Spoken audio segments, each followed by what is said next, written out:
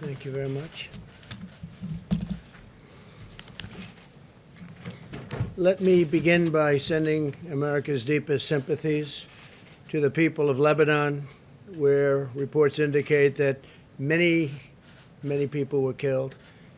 Hundreds more were very badly wounded in a large explosion in Beirut.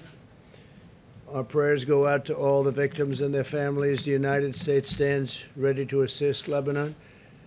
We have a very good relationship with the people of Lebanon, and we will be there to help. It looks like a terrible attack. I also want to provide the latest on Tropical Storm Isaias.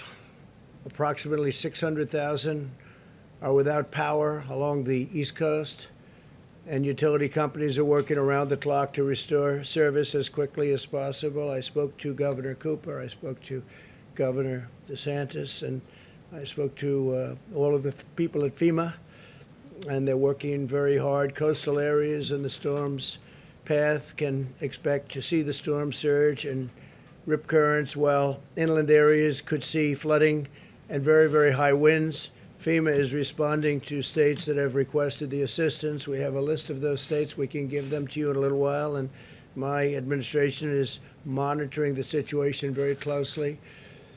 We have the military on guard, but we have FEMA is there in all cases. Corps of Engineers is ready if needed. The Army Corps of Engineers, very talented people. I urge everyone in the storm's path to remain alert and to follow the guidance of your state and local authorities. I now want to update you on the path forward having to do with the China virus. Before I do that, I want to give you some numbers, which are rather spectacular, that just came out.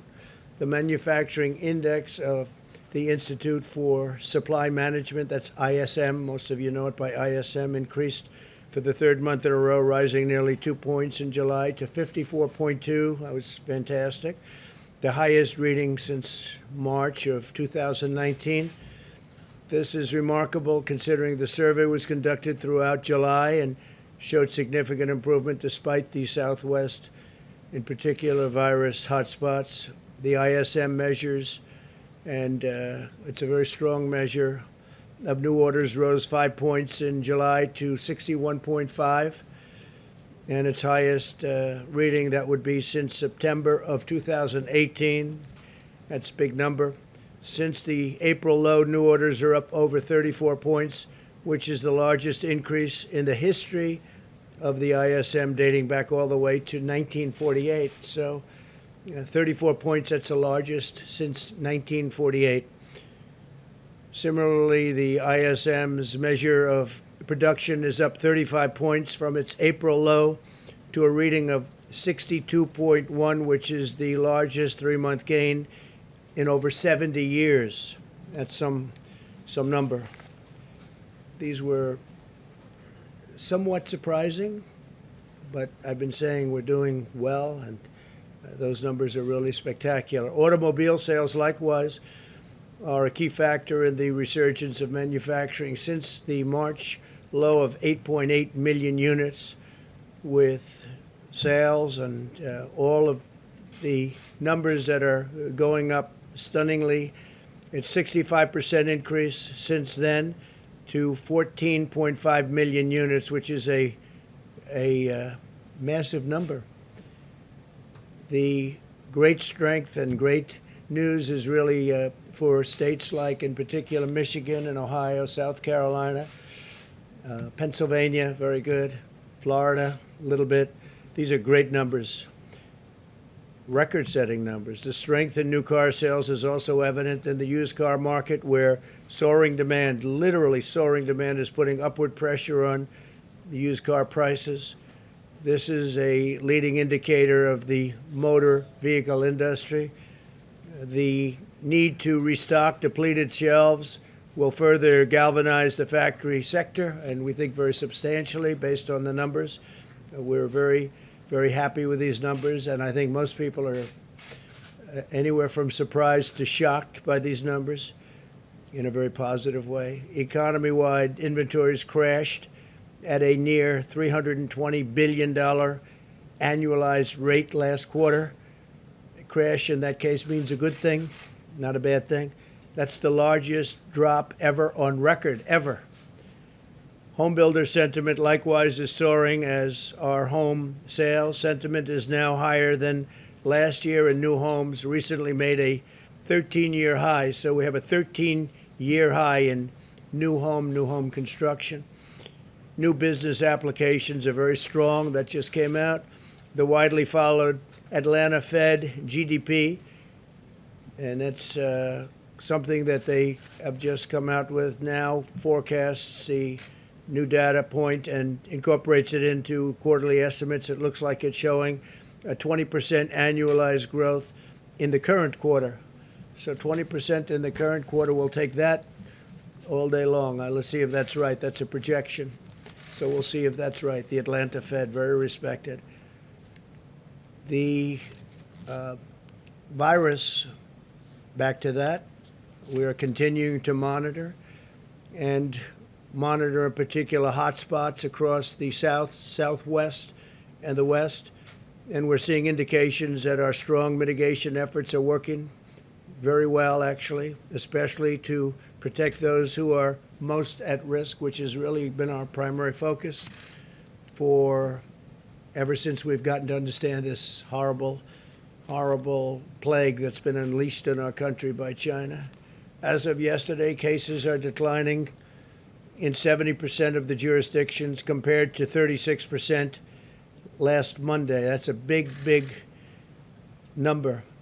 11 out of 13 states with the positive rate above 10% have seen a decline in daily cases since mid-July.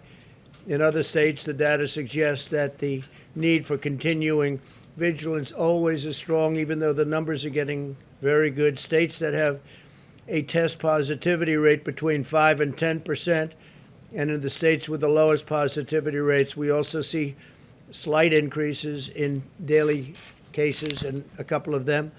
We must ensure that these states do not become new flare-ups, so we're watching them very, very closely. Fortunately, thanks to substantial improvements in treatment and the knowledge we have gained about the disease itself, the recent rise in cases has not been accompanied by a significant increase in deaths. Fatalities nationwide are at roughly half the level of the April peak. So the number of deaths or fatalities are at half the level. One is too much, one death, because this should have never happened to us. It should have been stopped very easily by China in Wuhan. Thanks to our major advances in treatment, we've seen vast improvements in recovery rates across all age groups. Compared to April, mortality rates are 85% lower among individuals aged 18 to 69 and 70% lower among individuals over 70 years old. We've also made significant strides in sheltering those at highest risk, especially the elderly. Approximately 85% of all current cases are individuals under the age of 65. Just getting some very accurate numbers on this. And these are people who are generally at a much lower risk of complications. Since the pandemic began, nearly half of all fatalities have been at nursing homes or assisted living centers. That's an incredible statistic when you hear that number. This data underscores that the best path forward is an aggressive strategy focused on protecting Americans at highest risk. As we race toward the development of a vaccine, we must continue to take extraordinary precautions to shield the elderly, and we're doing that. We're doing that at a level that we've never even dreamt possible, both with testing and with common sense. And those with underlying conditions, especially the elderly with the underlying, whether it's heart or diabetes, they seem to be the two most predominant conditions that cause tremendous problems, while allowing those at lowest risk to carefully return to work and to school. Where embers flare up, we must engage immediately, and that's what we're doing. This is the science-based approach, and that's good with us, working very hard on that. An extended lockdown would fail to target resources at the highest risk populations while inflicting massive economic pain, long-lasting damage on society and public health as a whole. So there won't be lockdowns, but we watch specific areas. We're very careful, and we're putting out embers. We're putting out flames. When you look at what's happening with Miami, and the numbers are going down, but Florida is going down very significantly. Texas and California are going down rather significantly. On telemedicine, as we discussed the last time, and as I said numerous times during this day, it's an incredible thing that's happening. A central part of our effort to protect the elderly is to greatly expand access to telehealth so seniors can be treated from the safety of their homes. And that's what's happening. The number of Medicare beneficiaries using telehealth increased from roughly 14,000 a week to nearly 1.7 million. So from 14,000 to 1.7 million per week in total. 10 million Medicare beneficiaries have accessed telehealth services since the pandemic began. That's a tremendous thing that's happened with telehealth. As we shelter those at high risk, we are also pouring every resource at our disposal into the development of therapies and vaccines. 2 vaccine candidates are currently in the final stage of clinical trials, with several more vaccine candidates entering phase 3 in the coming weeks. And you've read and seen what's happened today. Today's news was very exciting. Through Operation Warp Speed, we're also mass producing all of the most promising vaccine candidates, and we're determined to have a vaccine very quickly. We think we're going to have something very soon. We have great companies. These are among the greatest companies in the world. But right now they don't like me so much because I'm forcing them to drop drug prices, prescription drug prices, very massively. Some of these companies are involved in that. Some of them aren't. We're having you'll see a tremendous drop in price. We're using favored nations. We're using the rebates. We're using everything. So long I've heard about how wealthy the middlemen are. They call them the middlemen. And they are very wealthy. Nobody even knows who they are, but they're very wealthy people. And we're doing the rebates. We're doing purchases from other countries, like Canada, which buys drugs for much less money than the United States is allowed to under a very bad system. I don't call it archaic. I call it bad because it's meant really for drug companies to get higher prices. But under the system of matching that we have, if Germany has a pill for 10 cents and ours is $2, we're allowed to say we want favored nations and we want the pill for the same. The same as the lowest country in the world. If they sell to one country lower than anybody else, that's the price we're going to get. Drug companies aren't too happy about that. Big Pharma. We've also dramatically accelerated the availability of plasma therapies, steroid treatments, antivirals, and other therapies to treat the illness. Today, the NIH, very exciting, announced that they're beginning the trial of 2 new antibody treatments, which will take place in 40 cities across the country. We're going to move very quickly. Results look very good already, incredible results. More than 230 clinical trials for potential treatments are underway, and we've secured 500,000 courses of treatment for remdesivir. We're really doing a job with it, and it's helping a lot of people. That's why you see the fatalities and mortality numbers looking very good, relatively speaking, that is. But that's for American hospitals through the month of September. So we have remdesivir at a very high level for hospitals through the month of September. That's big news. The United States also has far and away the most robust testing capacity in the world. Testing has been incredible, what we've been able to do. Nobody's even close. Since March 12th, we've increased daily testing by 32,000%. How's that? 32,000%. Somebody would say that must be a typo. It's not a typo. 32,000%. We now have conducted over 61 million tests nationwide, averaging over 820,000 tests per day and nearly 5 million tests per week. And now that we're understanding the virus, we're understanding very much what we're doing with respect to who it affects, who it's destroying, and who gets away with it, like young people, very young people. we'll be having some interesting statements having to do with testing and focus testing. I call it focus testing. By comparison, Mexico, so we're doing numbers that are incredible, but by comparison, Mexico, as you know, the president was here, he's a great guy, but their numbers are much different. They do about 1 million tests. France has done 2.9 million tests. Canada's around the 4 million mark. Australia's around the 4 million mark. The United States is testing more people in a single week than, in many cases, large segments or large, well-known countries all put together.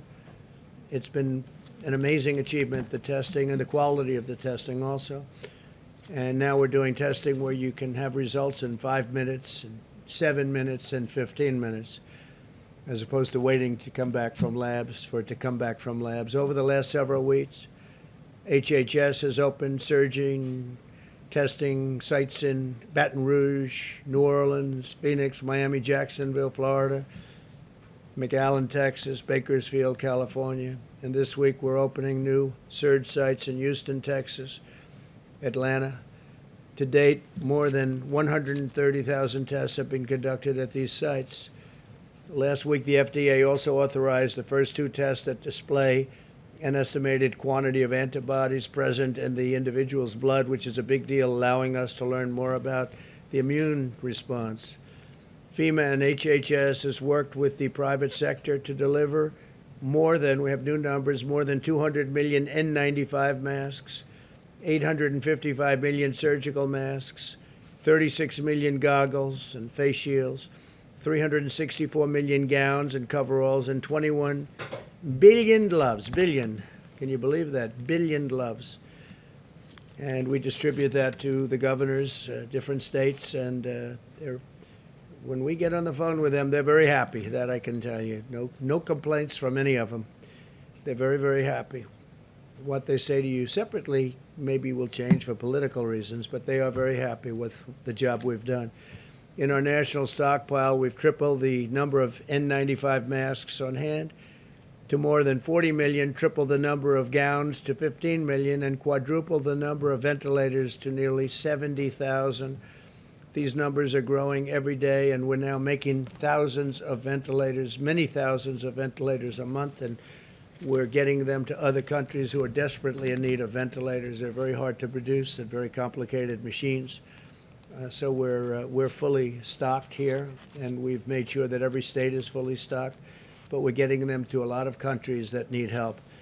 We'll continue to work with the governors and local authorities to help them ensure significant hospital capacity, protective equipment, supplies, and medicine.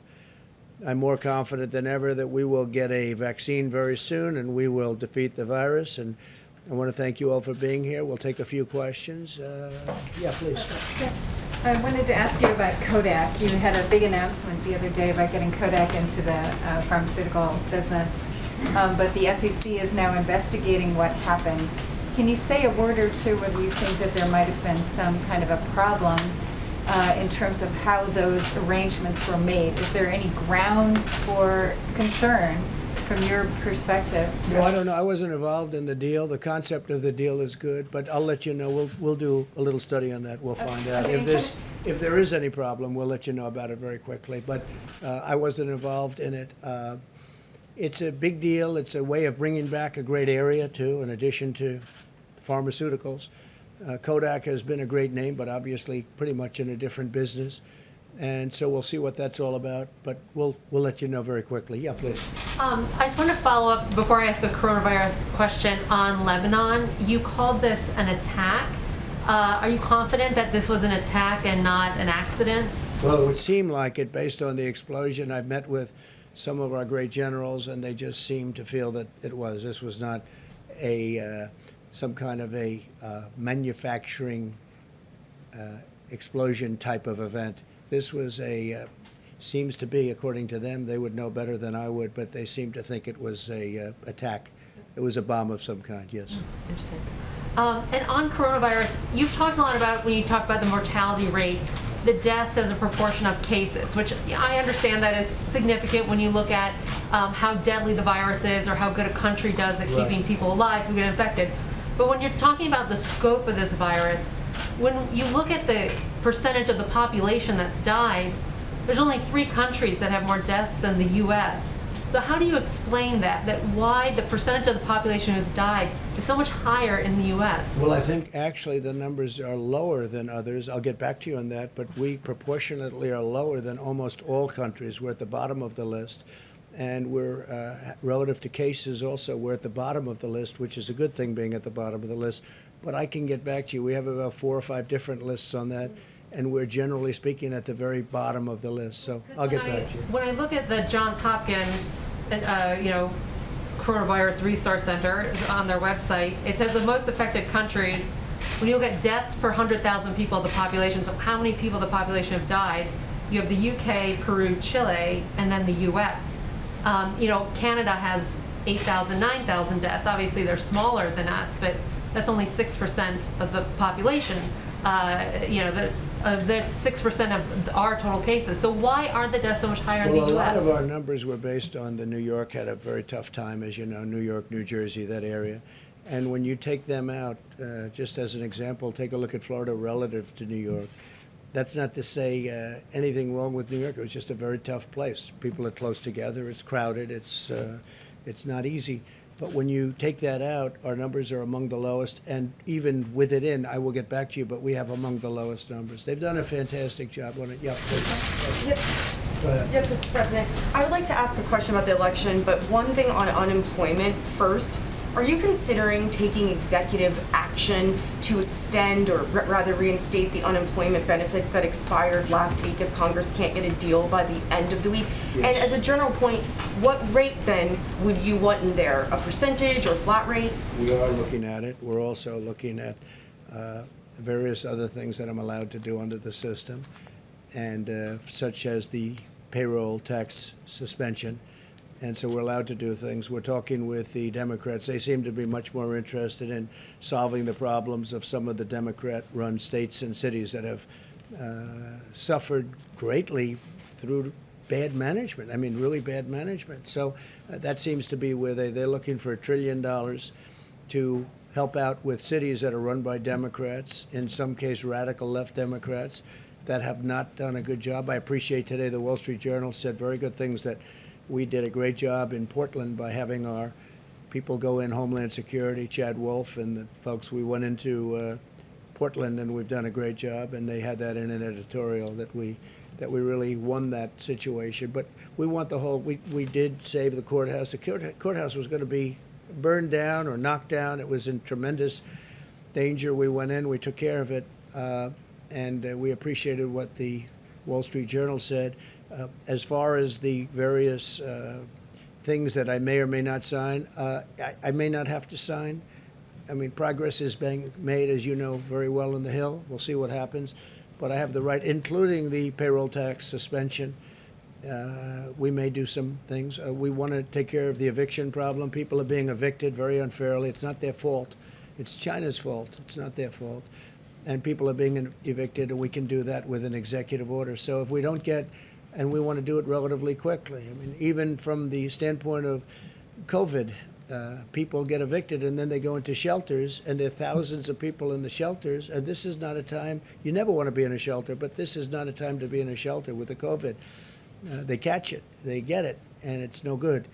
So I may have to do something on evictions too, because the Democrats amazingly don't want to do it. We offered them short-term deals, and we offered them lots of alternatives, but so far, the only thing they really want to do is bail out states that have been poorly managed by Democrats. Okay. And if I could on the election, sir, can I? President Trump, on the sale of TikTok, you're basically arguing that the U.S. government is going to collect a cut from a transaction including 2 companies in which it doesn't hold a stake in. That's unprecedented. That's never happened in U.S. history before, and the administration has offered very little explanation about how that's going to work. Can you back your statement up and provide specifics about how that Did you say would work? that's impressive? Did you actually use that term? I said it's unprecedented. Oh, well, it's almost the same thing. Not quite. I like it. I like impressive. I like impressive. Not quite. Close. So TikTok. TikTok is very successful. It does tremendous business in the United States. People are riveted by it. I mean, I have many friends, when they saw that announcement, they're calling. I think their kids love it. They don't. because they don't get to see their kids anymore. But they are. It's an amazing thing, whatever it may be. And I told Microsoft, and frankly others, if they want to do it, if they make a deal for TikTok, whether it's the 30% in the United States or the whole company, I say it's okay, but if you do that, we're really making it possible because we're letting you operate here. So the United States Treasury would have to benefit also, not just the sellers. And I said, inform. Very simple. I mean, we have all the cards because without us, you can't come into the United States. It's like if you're a landlord and you have a tenant, the tenant's business needs a rent. It needs a lease. And so what I said to them is whatever the price is, a very big proportion of that price would have to go to the Treasury of the United States. And they understood that. And actually, they agreed with me. I mean, I think they agreed with me very much. Yeah, please, anybody. Thank you, sir. So that deal may or may not happen. We've given them till September 15th or so. And we'll see if we can have it and if they can be great security, meaning the obvious security. Microsoft would be a company that would be good in that respect, or approved in that respect at many levels, including working with the Department of Defense. And, they have very high-level approvals. So it would be good, but there are other companies also. Yes, Thank you, sir. Have you or anyone in the administration reached out to other companies aside from Microsoft to see if they're interested? No, we've had other companies call us. Microsoft called me directly, and we've had other companies call. I don't know where they are. It sounds like Microsoft is along the way of doing something. I don't blame them. It'd be, it's a great company. It's really a great company. But we cannot take the security risks of any of those companies, including Huawei, which, as you know, we put a halt to.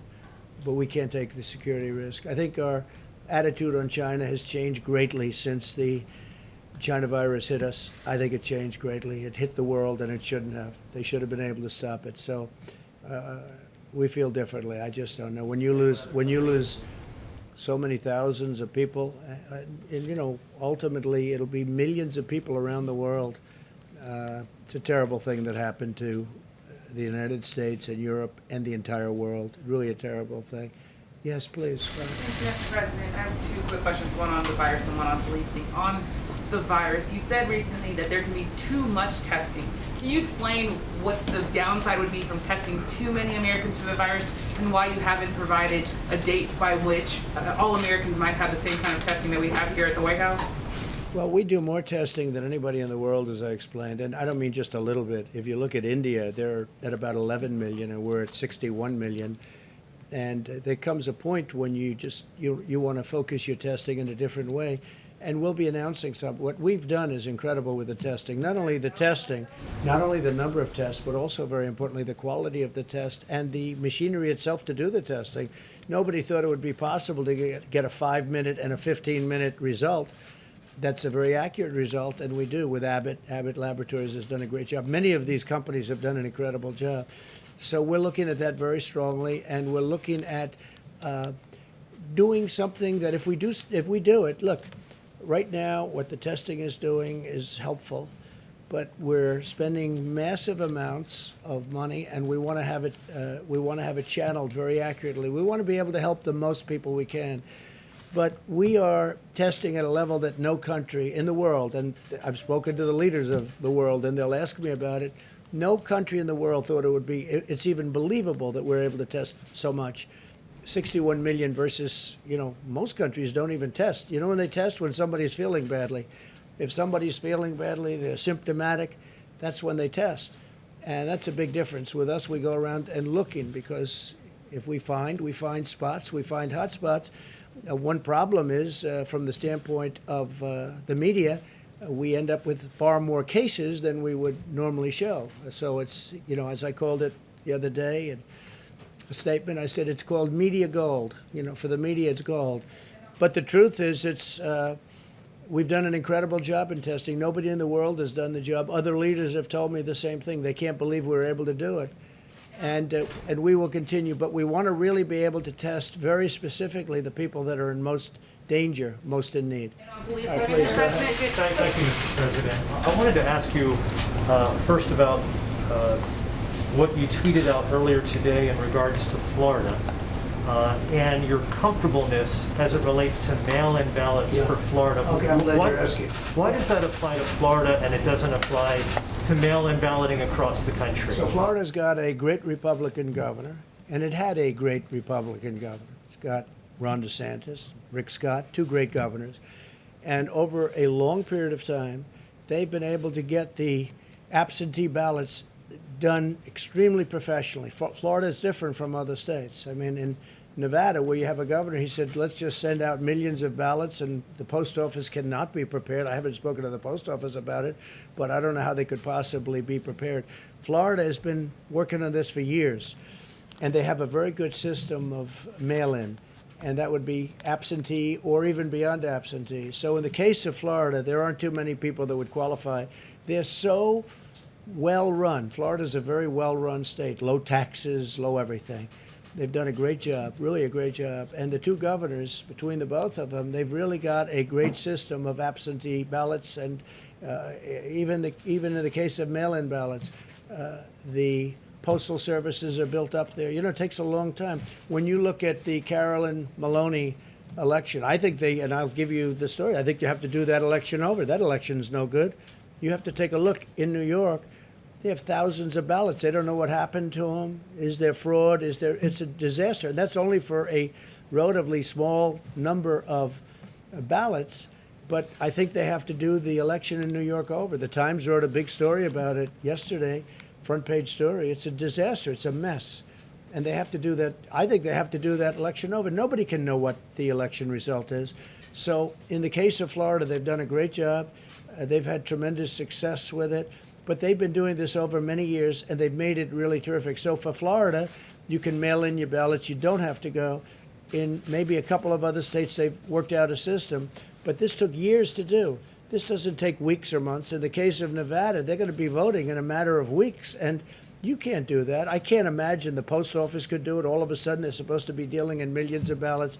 But Florida's done a great job, and we have total confidence that if you mail in your ballot in Florida, it's going to matter.